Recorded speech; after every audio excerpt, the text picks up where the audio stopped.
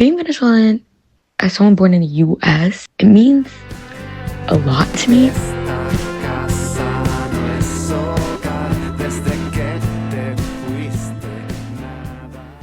When we talk about economic collapse, we often talk in numbers, inflation rates, sanctions, GDP, but crisis doesn't just live in spreadsheets. It lives in kitchens, phone calls, remittances, and memories passed down. In this episode of Crisis and Creativity, I speak with Mariangel, a US-born Venezuelan college student studying Chicano Latino Studies and sociology. Her story reminds us that you don't have to live in a country to inherit its crisis.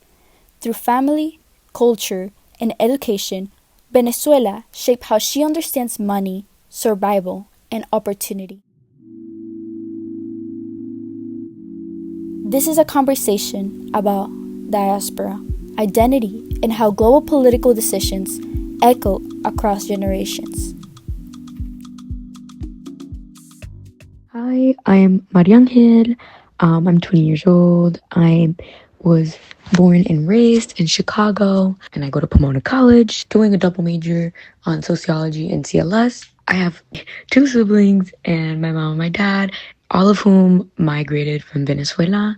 My dad migrated in 2002, and my mom migrated with my siblings in 2004.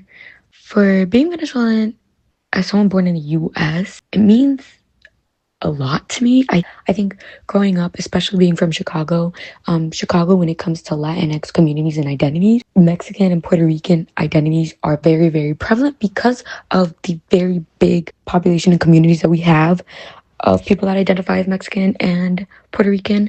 However, Venezuelans is super, super slim. So growing up, it was when people would ask me where my family's from, out of Venezuela, a lot of people didn't really know where that was. And growing up, I didn't really get to appreciate it a lot.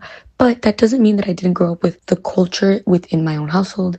I have a lot of family that migrated around the same time as my parents and also live in Chicago. So growing up, we all lived in one household, cousins, aunts, uncles. It was really easy to keep the Venezuelan culture alive because everyone spoke Spanish. Everyone is talking about Venezuela. Everyone is bringing that to the table. When I stepped outside the household, obviously it was American culture, but when I came in, it was a very different shift. So, Mariangel, tell me, how present was Venezuela in your household growing up? So Venezuela was very present in our household. It is a very, very present thing in our household that we talk about on the daily. It's something that we talk about with pride. How did Venezuela economic situation show up in your family's daily life? Were there moments when you realized the crisis wasn't abstract but something your family was living through? Do your parents talk about inflation, money, or survival differently because of Venezuela? When it comes to the inherited crisis and family experience with everything that's going on in Venezuela, I think one thing I want to say is that while growing up, because my parents were immigrants, it was, and still obviously hard, they are undocumented, because of this, I think it made it really hard to have a stable income and have prosper, I guess. It's not until a couple years ago that my family really, really had a stable income. Was fortunate enough to be able to not have to live paycheck to paycheck, but before then, my parents struggled a lot to make money, and that was my reality. And I think seeing the economic situation in Venezuela is something that even while growing up, my parents would be like, wow, the reason we came to the US is because we have things here, even if we don't have a lot, we have things here that even we didn't grow up with back in Venezuela. So I definitely think that Venezuela's economic situation showed up in my family's daily life because just through conversations of comparison, growing up with why my siblings and I should be grateful for this bread that we have, or this milk that we have, or this jacket that we have, or this toy that we have, they would make a lot of comparisons of this is not something that my family could afford if we were still in Venezuela. But because my parents decided to migrate, it is something that we have the ability and the privilege to experience. So I definitely think that Venezuela's economic is always talked about in a comparison sense. And I think I didn't realize how affected even though we weren't living through Venezuela's economy because we were not physically there, we have family members who still live in Venezuela that depend on us to financially support them. My parents are always sending money back to the family and even friends that they have in Venezuela that they know are struggling because of everything that's going on right now. And even then, I have seen throughout the years how that has changed. How before my parents could send $100, and that would be such importance and would give the people, our family and friends back in Venezuela, the ability to have buy so much more food, buy clothes, buy resources and needs that they needed. But now $100 is nothing, because of the inflation, because of the economy, because of everything that's going on in the state that it's in right now. See the perspective of like my parents are not only just working for our immediate family, but they're also working for their family that they still have back in Venezuela. My parents always talk about inflation and the money and survival, since growing up, and I think that has been something that my siblings and I have ingrained in us. Where even though, for example, me, I was born there and I've never been there, um, always staying up to date with what's currently going on, and trying our best to really connect with that. Like, yes, we culturally grew up with the music, the food, the language, but also like there's more to that. Like, how do we keep our Venezuelan identity alive? And by living here and being in Chicago, is also learning what's going on like currently and understanding that and talking about that. So I think my parents always did that, and we had the ability to understand how the inflation in Venezuela, like what money is, like how it differs to our life in the US. Since 2014, approximately 8 million Venezuelans have fled their country, making it the largest migration crisis in Latin American history, driven by severe humanitarian crisis with food insecurity, lack of services, political instability, and violence. Most have sought and refuge in neighboring Latin American and Caribbean nations with significant populations in Colombia and Peru. Venezuela has faced chronic, extremely high inflation, often hyperinflation, driven by government money printing for deficits, oil dependence, and political instability. Though rates have fluctuated, with projections in late 2025 pointing to continued high inflation around 270 to 600% for 2025-26, despite some periods of lower rates, while some businesses use US dollars to cope, the local bolivar continues to lose value, impacting those paid in the national currency and creating severe economic hardship. Now, as far as for your education, what drew you to studying Chicano Latino Studies and sociology? Do you see connections between what you learn in class and your family's Venezuelan experience? And how do concepts like inequality, informal economies, or migration resonate with your own story? What really drew me to studying Chicanx, Latinx studies and sociology, I think going to college, I really didn't know what I wanted to do. Believed my purpose to be, or what I believe it to be, is to help people, to help people as best as possible, to be able to learn and use that to the best of my abilities, not only for myself, but the communities and the people around me. When I talk about specifically sociology, I think sociology is an amazing way to learn about people and learn about our society, learn about why things happen the way they do, and what is going on, why is it happening like that, how is it that it's continuing to happen like that. I think when I first took my sociology class, my freshman year at Pomona, I was blown away. Mostly, I think having a great professor, a great sociology professor, but also just the discussions I was having. I found that a lot of what I was thinking in my head, or a lot of the discussions I was having with friends, was really type of conversations and topics that would be held in sociology classrooms. So sociology was really drawn to me because I just always felt like that was something that was a way that I was already thinking.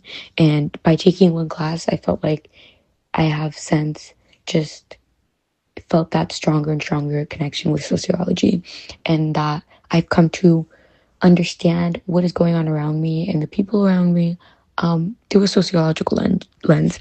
Chicanx and Latinx studies, I think I was really, really indecisive between Chicanx and Latin American studies, because they're similar, but they're two different majors. But the reason that I chose Chicanx Latinx studies is, one, because of my suspension. When I came back, I have this mentality of like, I just want to, graduate as fast as possible from Pomona. And I was already taking Chicanx classes because that's what I got recommended when I went in. And it was really interesting and I happened to like it. And I was like, this is a really great department. But also what I learned, I think, is very important. I do, obviously, it has Chicanx in the title. So it is heavily focused on Mexico and the Chicanx history and culture, and even though it's not something that is not that's not my background, and there are still classes that talk about, for example, colonialism in Latin America, or immigration and activism in Latin America, queer lives in Latin America, and these are all things that we're not just looking at Mexico. Some classes will focus on Mexico. Sometimes we're not. We're looking at Central American countries, and we're looking at South American countries. We're looking at the Caribbean.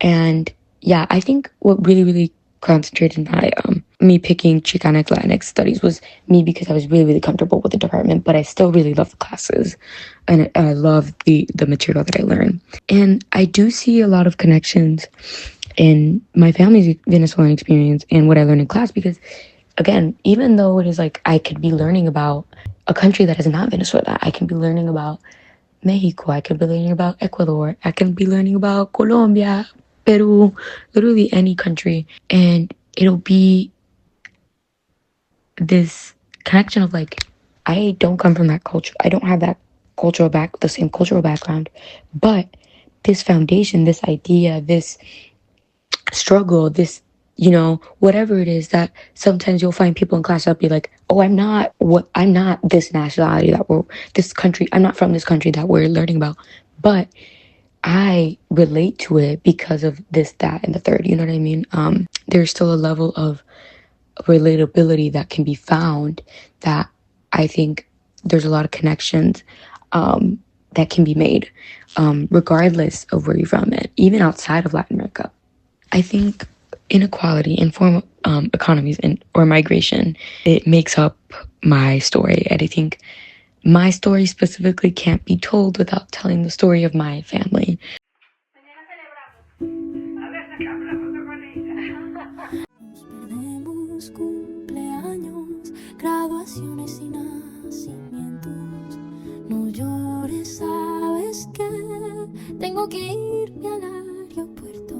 When I talk about myself, I'll talk about how I come from migrant parents. I come from undocumented family members.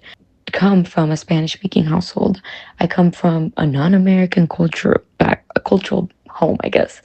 And all of that is super, super important. I grew up low income. I grew up speaking Spanish, and then having to learn English when I went to school, and then having to kind of find a balance of like helping my parents because they didn't know English, and then, trying to navigate like my identity outside of my household.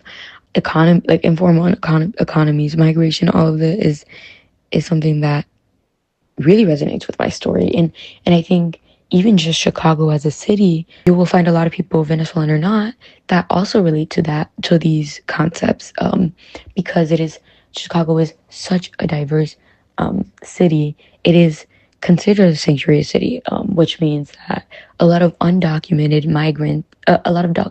people, a lot of immigrants, migrants, refugees, asylum seekers, all of them are, so many people from different countries, not just Latin America, but from all over the world, are coming to Chicago because there's this idea of this level of protection, this level of acceptance. So I think it's really interesting to see that these concepts resonate with my own story, but also a lot of people within Chicago. Do you see creativity or innovation as part of how Venezuelan communities survive? How do diaspora youth create culture, community, or knowledge in response to crisis? Have you personally turned family history into something creative, academic, or activist? When it comes to creativity, innovation, and meaning making, I think I I'm very, very centered on focusing on what is currently happening when it comes to the economy, the politics. I think that is one thing that I do lack of being able to see and understand and possibly even connect with the creativity or innovational part of Venezuelan communities and how they use that to survive. I've definitely seen like maybe a couple TikToks or Instagram reels of stories that will pop up, and it's like creators of like, oh, like this is how I make my food, and they get creative with, or like, oh, when we, because we don't have the money or the resources to have all this food, this is what we eat in a day, or this is what we do with what we can, with what we have. Or, oh, this is like, they'll be like, this is a song that I wrote about what's going on. Instagram, I think more recently I have been looking for that and wanting to see that on my free page, because that is also such an important part of survival. Sometimes we just think about the physical necessities of like physical survival, like food, water, just whatever. Like I've been talking about that a lot, but also the thing of like we need creativity is survival. Creativity is a way of fighting, of activism, and it's really important. And so I've been trying to really get into it. I think I see a little bit of that creativity innovation now more than ever. I think in response to crisis, you see how, especially a lot of music, a lot of art, a lot of this fashion even is in response to the crisis. How are people still being creative in these like really cool like innovations, such difficult times? And that's so important. Obviously want to acknowledge like I still lack in seeing that. I think my parents see it a lot more because of their feeds are a lot more. Mine is very, very mixed. While theirs is like strictly about that, or mostly about that, I should say.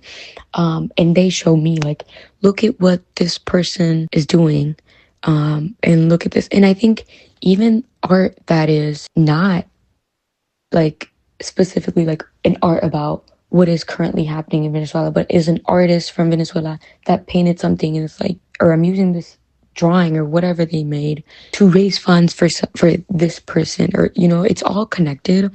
I think it's really interesting to see that. And I even see it through some of my cousins who, I have a cousin who makes a lot of art, and she was making art with when her brother got detained by ICE here in Chicago, and she was using art to create that funds. And she migrated from Venezuela not too long ago. I've turned my family's history into a bit of a creative project, nothing too crazy. I've made a zine. I'm big on scrapbooking to really see or like sharing it with others. It's not my intent, but just to make it and to have it of like having these pictures and having this collage with whether it be words or playlist or whatever, because it's like even the most simple things as a playlist where it's like I'll make a playlist of songs my family listens to and what reminds me of home. And even though again I've never physically been there, this is all I'm taking from the culture that I learned and grew up with. Is That's a way that I personally turn to family history, into like a creative outlet. Or maybe a lot of my academic work has also been surrounding, especially since I started college, has been understanding what's happening in Venezuela, the research, because there's not a lot of research, especially with the mass migration of Venezuelans in the US. Because it is so recent, there is not a lot of research, and I am currently working on that. And I want to believe that by working on that, that is a form of activism. How do you think global political decisions affect families in ways people don't always see? What do you wish people understood about Venezuelan youth and the diaspora? Global political decisions affect families in so many different ways. Again, even though my family is not in Venezuela and they migrated from Venezuela decades ago, 2 decades ago, it is something that still really, really affects us emotionally. Current climate of now of having ice raids all over Chicago, I have my family members are terrified of leaving their house, are scared because you're thinking, what if I leave my house to go to the supermarket, to go to school, to go to my job, and I get detained by ICE and my entire life changes? What if I get deported? Even though in the past that is something that my family members were scared of, it was not a daily fear of an ICE agent is around the corner and will detain me any second. That's not what it was. it was like, what if a cop stops me and I get arrested and now I have a history and then they deport me? You know what I mean? It was a longer extent of what ifs. Now it is like, what if I step out of my household and ICE pulls up right in front of me and detains me? It is a completely different fear. I think it feels so much more real. It feels like it's right there because we are seeing it happen. We know people who have passed through it. My cousin has been detained by ICE. We have seen it. We have heard it. We see it all over the Chicago neighborhoods. They're all over. And then the government, the U.S. Administration, just keeps honing in on it. Of we're gonna keep sending more ICE agents to Chicago to keep these ICE raids going. Um, these global political decisions are coming from the mass migrations from so many of these countries because the U.S. is targeting migrants as the problem of the country, or the issue, the people that are causing crime rates to go up, that are causing our economy to crash. All of these things, they're pinpointing them and blaming them. That is now affecting all migrant communities. And because Venezuela migrants just happen to be one of the biggest groups right now, it is 1,000%. It's affecting people, and it's also stemming from what's going on in Venezuela. The reason people are migrating is because of how bad Venezuela is right now, and obviously, I think that's one thing that people don't see, that even though when they're in the U.S., it's like how people are still struggling, because it's like it's still Venezuela is still their home. People don't typically want to leave like their home. A lot of people that migrated are talking about how I don't want to leave home. I just had to, just for survival. Um, but even then, also in a way of that people don't see how disheartening it is to see your country become something so like completely different. My parents sit here and will cry or be upset and frustrated that the country that, oh, they'll tell stories, oh, we used to do this when we used to, have these amazing food, and you see people dance, and you know now they reminisce on that, and they're like, that's not what that country is anymore. I haven't been back in years, but from what I hear, from what I see, from what I know, that is not what it is anymore. That's not like, that isn't us. That isn't our country. That our country has been taken away from us, our land. um and I think that's something that people don't see.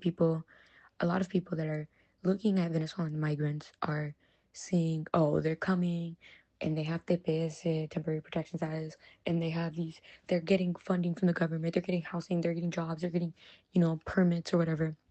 But they also don't see that things have changed. TPS has now been revoked, and now people are struggling to survive, because now it's like, now they don't have resources from the government. Now they don't have housing. Matter of fact, now the government is hunting these very people and wanting to detain them and deport them back to a country that the U.S. is very much intervening in, very much has their hand in the country and what's going on over there. Um, so it's all very connected, and I think that's something that I wish a lot of people understood. When I've had conversations with people, I had somebody actually at Pomona, somebody from Chicago, who is Mexican, say that Venezuelan migrants should not be coming to Chicago. They should not be coming and taking their resources, and that they didn't like Venezuelan migrants. And I thought it was very interesting, because a lot of the reasons that they were giving for not liking Venezuelans, they're taking our jobs, or they're taking our U.S. resource, like our resources that should be used on Chicago residents or people who have already been here. They're taking up space. They're changing the city. They're, a lot of them are very malandros, pues, like, malandros, very, very uneducated, um, really, like, unruly, like, really, really just, disturbing the quote unquote peace of the city, is the very things that are used for that person's identity. Because I thought that was a very interesting thing, because when they're telling me this of, well, your people high crime rates, and they're criminals, and they're murderers, and they're rapists, and all these things. It's really interesting because white American citizens are using that same rhetoric against Mexican communities, against Puerto Ricans, against Ecuadorians, Guatemalans, literally any Latinx identity. That same language has been used to describe these certain groups of people, and I thought it was very interesting of how that is being also said about Venezuelan migrants. And I think what I want people to understand about not just Venezuelan youth, but like the diaspora as a whole, of people are not just these negative labels of criminals, murderers, etc. There are people, with emotions. There are people with lives. There are people with dreams. There are people with needs. People who deserve to live, regardless of what they do or do not have. And I think that's something that I wish people understood about everyone in general. That is the bigger picture for me. And then for me, it's, I think, a way of, when I think about the future and what resilience looks like, a lot of it is not letting go of that empathy, because I think that is something that nowadays a lot of people are lacking. Oh, because that is not my identity being tagged, because I can't relate to that, because, of this, that, and the third. I don't have to speak out against it. I don't have to boycott. I don't have to talk about it or, learn about it. But I don't think that's the case. I think even just by keeping that empathy about us is what makes us human. It's what allows us to understand and being compassionate towards other people and be like, wow, this person who's going through this, they like have their own reality and possibly going through a worse situation than me, is just as human as I am. And I think that's what resilience looks like. Having empathy and using that empathy and compassion to create a space where it's about helping each other out. You know what I mean? And how can we fight back against the government and the policies that are in place in the systems to be able to have that space and community.